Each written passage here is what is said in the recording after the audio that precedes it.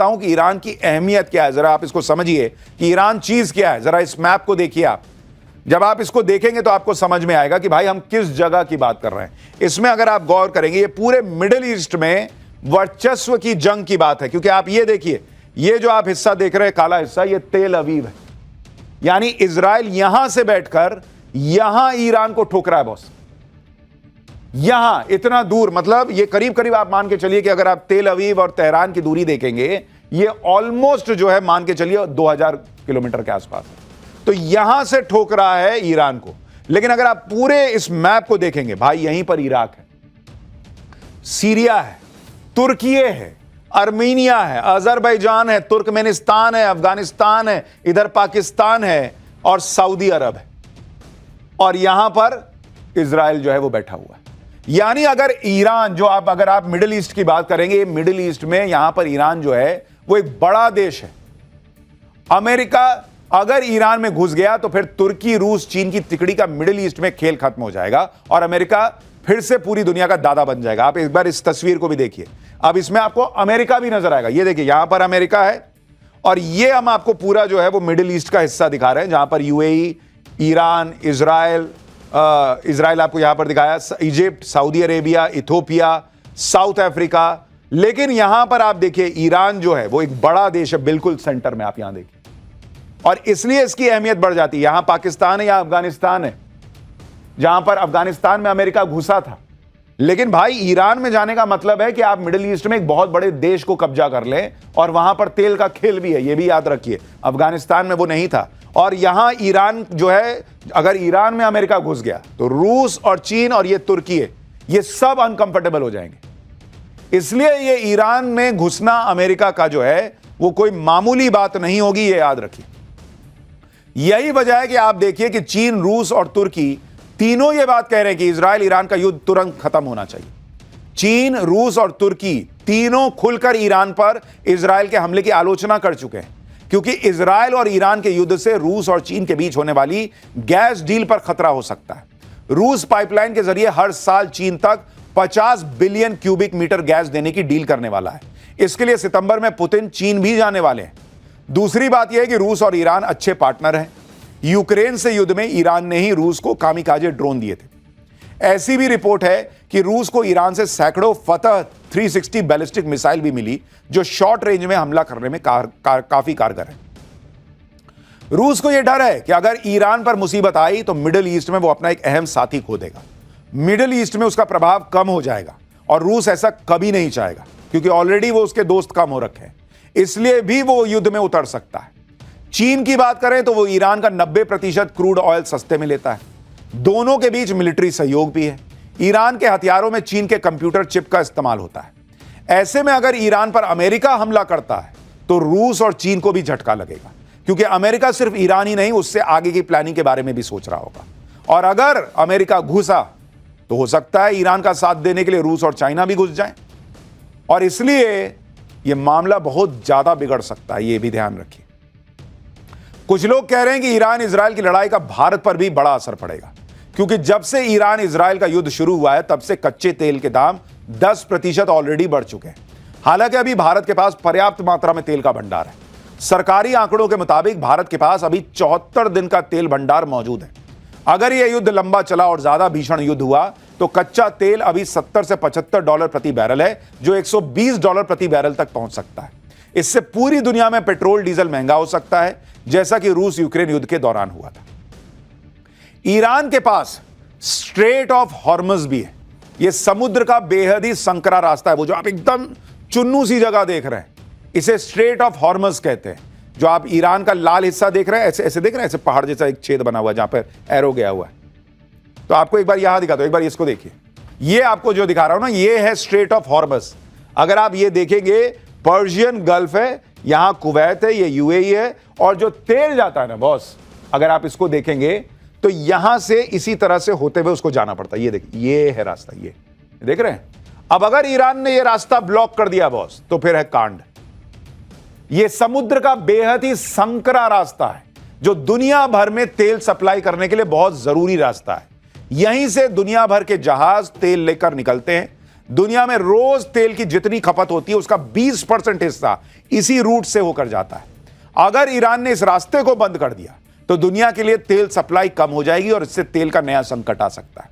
लेकिन भारत सभी संभावनाओं को देखते हुए तेल सप्लाई के लिए वैकल्पिक रास्ते ऑलरेडी खोज रहा है, जिसमें कैसे भी हालात बने भारत को कोई दिक्कत ना हो। ऊपर से वैसे ही भारत अब रूस से अच्छा खासा तेल लेता है, अमेरिका से तेल लेता है, तो भारत जो है वो बहुत मुश्किल की स्थिति में अभी तो नहीं दिख रहा तेल के मामले में। मैं कह रहा हूं ईरान भी अपनी पूरी ताकत लगा रहा है कि वो इजराइल का मुकाबला कर सके। ईरान पर भले ही इजराइल के बम फूट रहे हों, लेकिन वो अमेरिका को भी धमका रहा है। ईरान के सांसद महमूद नबावियान ने कहा है कि इजराइल पर हमला करना जितना मुश्किल है उससे आसान है इस इलाके में अमेरिकी हितों, सैन्य अड्डों और युद्धपोतों को निशाना बनाना। जिस तरह से ईरान और इजराइल के बीच 5वें दिन भी जबरदस्त वार पलटवार जारी है, उससे सवाल उठे हैं कि क्या अमेरिका की मदद के बिना इजराइल ईरान को घुटने टेकने पर मजबूर कर पाएगा या नहीं। क्योंकि 5 दिनों की लड़ाई में भले ही ईरान को भारी नुकसान हुआ, लेकिन इजराइल के शहरों में भी तबाही मची नजर आई। आज ईरान ने तेल अवीव में इजराइल की खुफिया एजेंसी मोसाद के हेडक्वार्टर पर एयर स्ट्राइक करने का दावा किया। इस हमले के बाद मोसाद के हेडक्वार्टर से धुआं उठता नजर आया। इसके अलावा ईरान ने इजराइल के मिलिट्री इंटेलिजेंस के निदेशालय पर भी मिसाइल दागी। इजराइल के आयरन डोम ने इन मिसाइलों को हवा में मार गिराने के लिए 10 इंटरसेप्टर मिसाइलें दागी, लेकिन बिल्डिंग को तबाह होने से नहीं बचा पाए और वहां जोरदार धमाके होते नजर आए। सेंट्रल इजराइल के हर्जेलिया शहर में भी ईरान की मिसाइलें मौत बनकर बरसी। मिसाइल फटने से वहां एक बस तक में आग लग गई। इजराइल की राजधानी तेल अवीव में ईरान ने ताबड़तोड़ हमले कर रखे हैं, जिसकी वजह से कई इमारतों को नुकसान पहुंचा। ये इजराइल की तस्वीर है। मिसाइल फटने के बाद इमारतों से आग की लपटें भी उड़ती हुई नजर आई।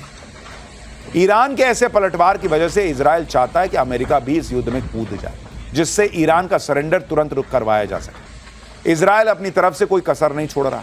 तेहरान खाली करने की धमकी देने के बाद इजराइल ने भी हमले तेज कर दिए। आज इजराइल ने एयर स्ट्राइक में ईरान की सेना के deputy commander major general Ali Shadmani को मार गिराने का दावा किया। शादमानी को ईरान के सुप्रीम लीडर खामनेई का करीबी माना जाता है। शादमानी ने 4 दिन पहले ही war time chief of staff की जिम्मेदारी संभाली, यानी भाई साहब ने अभी अभी जिम्मेदारी संभाली, इनको भी निपटा दिया इजराइल ने।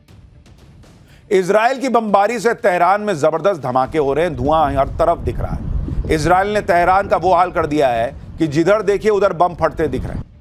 आज तेहरान में हुए एक बड़े हमले में इजराइल ने मिसाइल लॉन्चर तबाह करने का दावा किया। इजराइल ने सटीक एयर स्ट्राइक में तेहरान एयरपोर्ट पर खड़े ईरान के 2 F-14 फाइटर जेट तबाह करने का दावा किया है। इजराइल ने इस हमले का वीडियो भी जारी किया है, जिसमें फाइटर जेट पर बम गिरता हुआ नजर आ रहा है। इजराइल की आर्मी ने ईरान पर हमले का एक और वीडियो जारी किया, जिसमें उसने मिसाइल लॉन्चर से लदे ट्रकों को उड़ाने का दावा किया जो तेहरान की तरफ जा रहे थे। भाई इजराइल तो बम पर बम मार के ईरान को फोड़ रहा है, लेकिन पाकिस्तान कहां गया जो कह रहा था कि मुस्लिम देश के नाते वो ईरान को बचाएगा। आओ बचाने, कहां खड़े हो? बम तो इजराइल और ईरान में फूट रहे हैं। चीथड़े पाकिस्तान के फर्जी फील्ड मार्शल आसिम मुनीर के उड़ रहे हैं। पहले मुनीर ने इंडिया से पंगा लिया तो दुनिया में पाकिस्तान का खेल एक्सपोज हो गया। ऑपरेशन सिंदूर में लुटी इज्जत बचाने के लिए मुनीर ने अमेरिका के आर्मी डे में मेहमान बनने का नैरेटिव गढ़ने की कोशिश की, वो भी एक्सपोज हो गया। पता चला कि मुनीर प्रवासी पाकिस्तानियों से मिलने के लिए अमेरिका गया है, अमेरिका ने उसे नहीं बुलाया आर्मी डे पर। उसकी इस मुलाकात का एक वीडियो भी वायरल हो रहा है, जिसमें साजिद तरार भी नजर आ रहा है, जो पहले मोदी सरकार की तारीफ करते नहीं थकता। लेकिन प्राइवेट दौरे पर अमेरिका पहुंचे मुनीर की वहां भी भयंकर छीछा लेदर हो गई। अमेरिका में ही पाकिस्तानियों ने मुनीर को घेर लिया और भर भर के कोसने लगे। ये तस्वीरें वॉशिंगटन के उस होटल की हैं जिसमें मुनीर ठहरा हुआ है। उसके बाहर पाकिस्तानियों ने एक बिलबोर्ड लगा दिया जिसमें मुनीर के अत्याचारों के खिलाफ नारे लिखे नजर आए। और जब मुनीर की कार होटल के बाहर पहुंची तो उसे गीदड़, शेम ऑन यू और भी न जाने क्या क्या कहा गया। सुनिए कैसे मुनीर की छीछा लेदर हो रही है अमेरिका में, और कर भी रहे हैं पाकिस्तानी। अब इन पाकिस्तानियों को शायद ये नहीं पता कि आसिम मुनीर, शहबाज शरीफ, इनकी चमड़ी बहुत मोटी है, इनको शर्म नहीं आती, शेम शेम बोलने से क्या होगा। और जब आसिम मुनीर का काफिला कार से उतरकर वॉशिंगटन में होटल की लॉबी में पहुंचा, वहां पहले से मौजूद पाकिस्तानियों ने मुनीर के खिलाफ नारेबाजी शुरू कर दी। मुनीर को इस्लामाबाद का कातिल और पाकिस्तानियों का कातिल भी बताया। पाकिस्तानी नेताओं की इंटरनेशनल बेइज्जती तो इतनी कॉमन हो चुकी है कि पाकिस्तान के नेताओं को इसकी आदत पड़ गई है। लेकिन पाकिस्तान की पब्लिक तो इसे देखकर अपना माथा पीटती है कि कैसे लोग उसका देश चला रहे हैं, जिसे प्रमोशन देकर फील्ड मार्शल बना दिया, वो अमेरिका जाकर अपनी भद पिटवा रहा है। सोचिए पाकिस्तान कितना दो कौड़ी का देश है कि उसे अमेरिका से इज्जत मिल रही है, यह भी झूठ बोल के फैलाना पड़ता है, क्योंकि उसे असल में इज्जत भी नहीं मिलती। असीम मुनीर जब अमेरिका गया था तो पाकिस्तान में इसकी बहुत चर्चा हो रही थी कि अमेरिका ने तो असीम मुनीर को गजब तरीके से खातिरदारी के लिए बुलाया, लेकिन अमेरिका ने पाकिस्तान के झूठ की पोल खोल दी, जिसके बाद साफ हो गया कि मुनीर को ट्रंप ने इनवाइट नहीं किया था, गेट आउट बोला था। एक तरफ पाकिस्तान की बेइज्जती पर बेइज्जती हो रही है, उधर भारत का जलवा यह देखिए कि भारत की जबरदस्त तारीफ हर जगह हो रही है। ईरान इजरायल के युद्ध के बीच भी जिस तरह से भारत अपने लोगों को युद्ध के मैदान से निकलवा रहा है, उसकी भी चर्चा हो रही है। आप देखिए, पीएम मोदी ने G7 समिट के लिए रवाना होने से पहले ही ईरान में फंसे भारतीय छात्रों की सुरक्षित वापसी का पुख्ता प्लान तैयार किया। ईरान में फंसे भारतीय छात्रों को अर्मीनिया के रास्ते वापस लाया जा रहा है, जिसके लिए कुछ दिन पहले विदेश मंत्री एस जयशंकर ने अर्मीनिया के विदेश मंत्री से बात की और आज तेहरान में फंसे भारतीय छात्रों का ग्रुप अर्मीनिया के बॉर्डर पर भी पहुंच गया।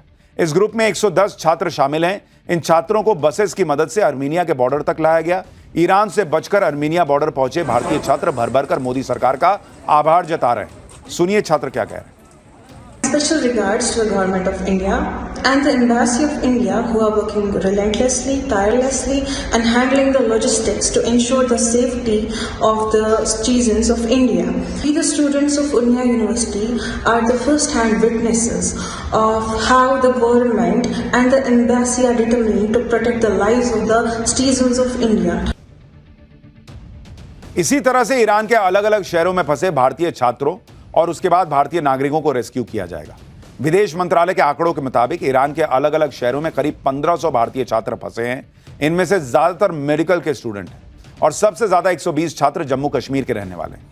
इसके अलावा ईरान में भारत के करीब 8,500 नागरिक भी फंसे हुए हैं। सरकार पूरा प्रयास कर रही है कि इन्हें भी जल्द से जल्द निकाला जा सके। ईरान में फंसे भारतीय छात्रों के रेस्क्यू ऑपरेशन पर विदेश मंत्रालय ने बयान भी जारी किया और बताया कि तेहरान में फंसे भारतीय छात्रों को सुरक्षा की वजह से शहर से बाहर निकाल लिया गया है। इसका इंतजाम तेहरान में भारतीय दूतावास ने किया।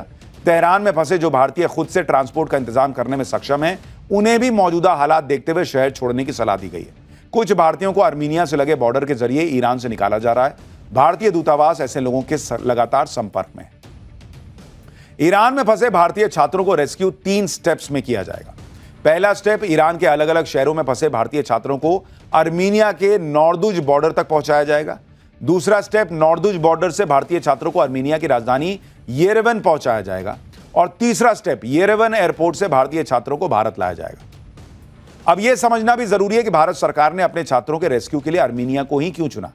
दरअसल ईरान का जमीनी बॉर्डर 7 देशों से लगता है: पाकिस्तान, अफगानिस्तान, तुर्कमेनिस्तान, अजरबैजान, अर्मीनिया, तुर्की और इराक। इसके अलावा ईरान की समुद्री सीमा ओमान से लगती है। इन सभी देशों में अर्मीनिया का बॉर्डर ईरान के प्रमुख शहरों से सबसे कम दूरी पर है और अर्मीनिया के साथ भारत के संबंध भी काफी मजबूत हैं। दोनों देशों के बीच पिछले 5 सालों में कई अहम डिफेंस डील हो चुकी हैं। ईरान और अर्मीनिया के बीच किसी तरह का सीमा विवाद या सैन्य तनाव भी नहीं है। ऐसे में अर्मीनिया से भारतीय छात्रों को फ्लाइट के जरिए लाना आसान रहेगा, क्योंकि अर्मीनिया का येरेवन एयरपोर्ट ईरान और इजरायल के बीच जारी संघर्ष के बाद भी पूरी तरह से काम कर रहा है, चालू है। लेकिन वहां तो